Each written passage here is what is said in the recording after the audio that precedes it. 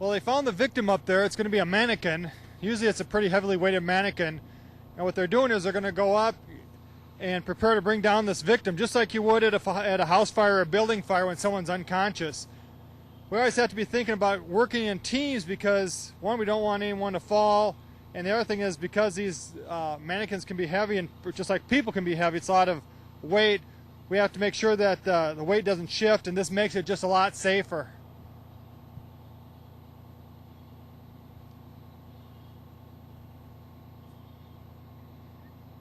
This is the toughest part. It's getting them out of the window onto the ladder. It can be a real challenge. And this particular mannequin probably weighs probably 100 pounds or so. So this is just really good practice. Now, the bottom fire is just making sure that the top firefighter doesn't lean over too far and start to fall. He won't be able to catch himself. So as they move down the ladder, they take one rung at a time. They have communication going. And one of the tougher parts is when these ladders are extended, and you'll see as they start to come down, they'll go from stepping on 2 rungs to stepping onto 1 rung. And that can always be a problem when you step down and you think you're going to have 2 rungs below your feet, and you go to the 1 rung. And also when you transition off the 2 ladders like it is now to the 1 beam ladder, it gets to be more of a problem.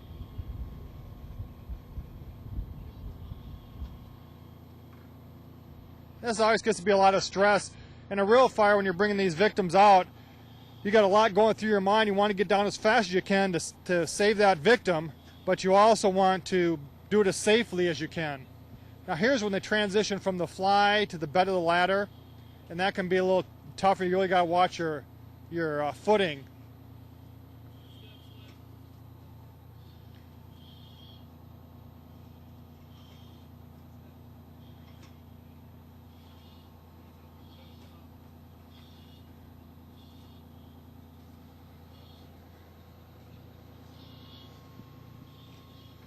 If you're trying to give leverage down here and keep him against the ladder, he can still fall backwards. But if you push on the bottom of his tank, it puts... So some of these firefighters, they have a lot of experience, a lot of tip time, a lot of time in fires, really can share a lot of that knowledge with these new firefighters who, some of them are coming from jobs that they might have been working in an office chair, and now they're becoming a real high-intensity labor job here. And this is also one that, this isn't like selling widgets at Wally World. Here it's if you make a mistake, if you don't work fast enough, the possibility of someone getting hurt or someone dying is a very real thing that's always in your back of your mind.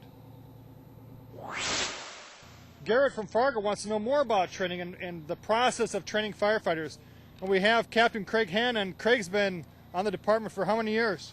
28. 28 years, and he's one of the training officers out here. And our question, Craig, is when we look at all this training, how many training officers do you have, and so how does the training actually go about? We don't let these guys just run loose, do we? Oh, no. No, it's really a structured program that they go through.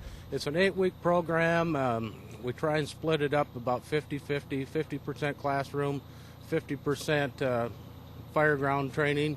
And it all depends on the situation. A lot of times we'll get buildings donated to us for use. So this particular group has had a little less classroom training and more hands-on. We believe that's a good thing, sure. The hands-on training.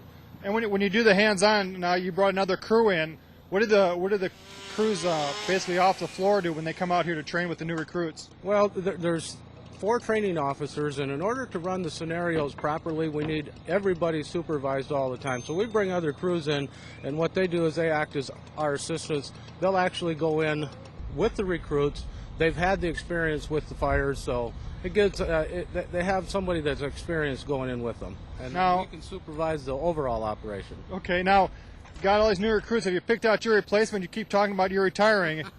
No, have you seen one yet? No, I haven't seen any yet in this bunch, but I think I have a pretty good idea of who it's going to be, Jim. Okay, thanks, Craig. Yeah.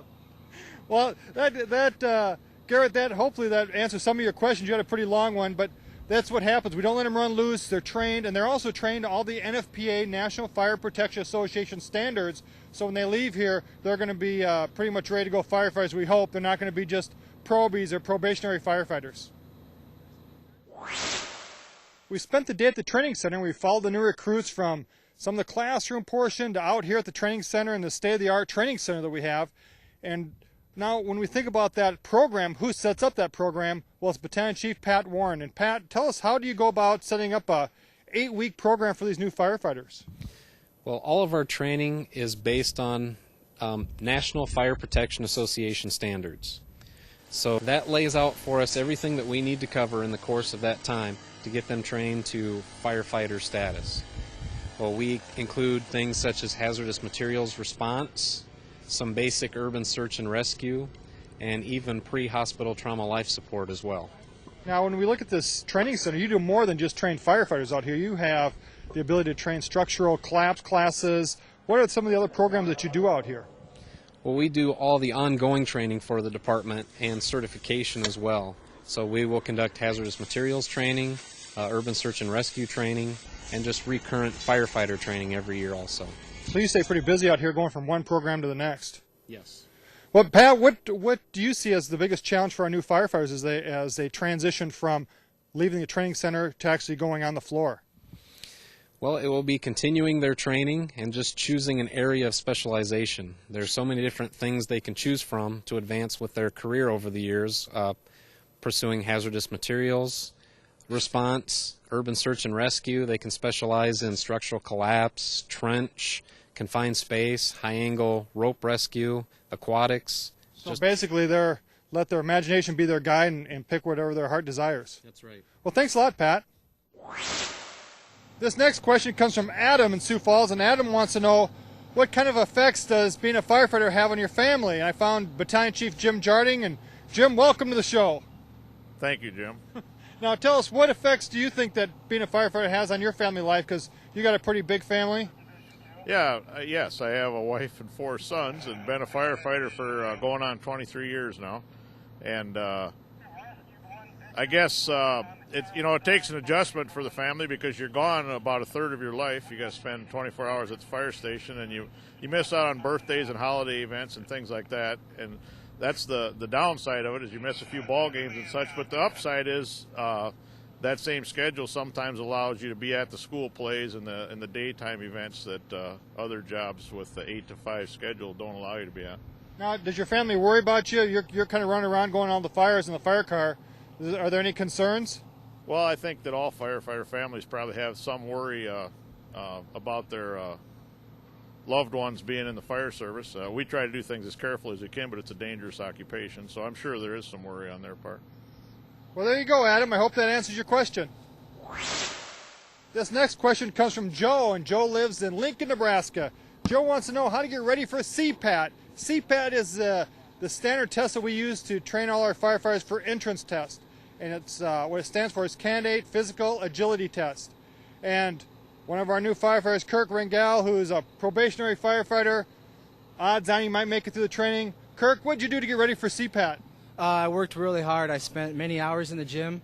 Early mornings, I did a lot of cardio. I knew there was a station with the Stairmaster. Sure. So I spent a lot of time on the Stairmaster with either weights in my hand or weights on my shoulders. I did a lot of weights, kind of a cycle thing where... So you did like circuit training? Circuit training, that's it. Yeah, I did a lot of circuit training, a lot of cardio, ate right, drink a lot of water and watch what I eat. But pretty much in the last 4 weeks prior to the testing, I was in the gym pretty much 5 days a week. Now, do you think that so far, you've only been here a couple of weeks, but do you think that CPAT is a pretty realistic test as far as what it's like to be a firefighter? I'd say so, yeah. It's pretty realistic. But once you get on a mask and a tank and you get on your gear and you get on the floor and start crawling around, it's a lot different. You start breathing really hard. So you having fun today? A lot of fun. All right. Well, thanks a lot, Kirk. Thanks, Chief. And I hope that answered your question, Joe.